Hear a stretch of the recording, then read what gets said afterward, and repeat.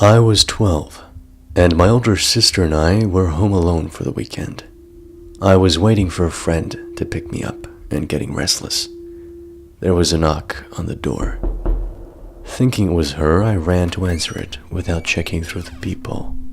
A man was standing there with a clipboard and said he needed to check our gas meter. I was entrenched in the disappointment of my friend still not having arrived, so I just told him, Yeah, sure, whatever you need to do. I didn't notice at the time, but he wasn't dressed as a city official. He had on a green and purple shirt with bold stripes like the host of Blue's Clues.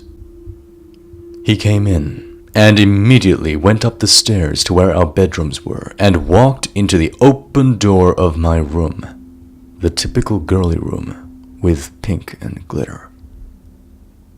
Thank God my sister came down the stairs at almost that exact moment. She said, "Oh, is that Daphne's dad? Why is he going upstairs?" And I complained about how Daphne wasn't here and was going on about how unreliable she was when my sister cut me off. Wait, if Daphne isn't here, who is that? I said, "He's here to read the gas meters." Her face turned white. She flung open the front door and dragged me out, hand clamped over my protesting mouth. She said, "Our gas meters are outside." Neither of us had a cell phone. It was the 60s, and obviously weren't going back into the house to call authorities on the landline phone. Then, my ever-resourceful sister had a stroke of genius. A man was walking right by our house, and she motioned him over.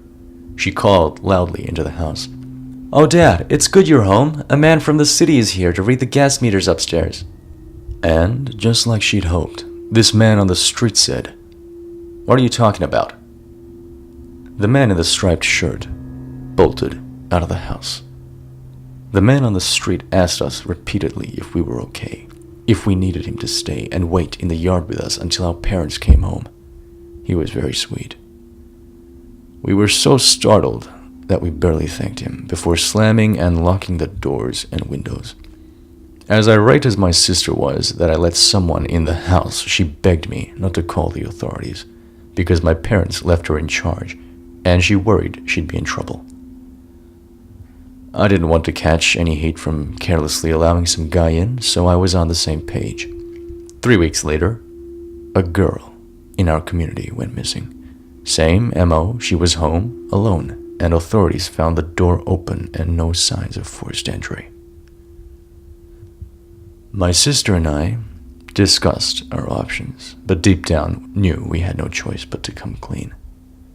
We told the police everything.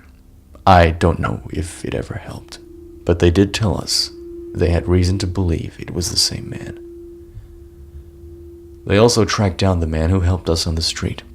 Turns out we already knew him. He worked in the butcher's shop, we just didn't recognize him. He was lifelong friends with the family after that. Our parents were mortified.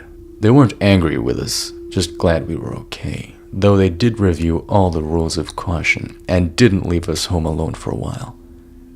They found the girl and say she'd been held for a few days and then burned alive. They never caught the man, but fear not. He was in what appeared to be his early 30s, in the 1960s, so in any case, he has to be dead by now. I just thank God every day for my sister's resourcefulness and quick action. False meter reader. Let's not meet.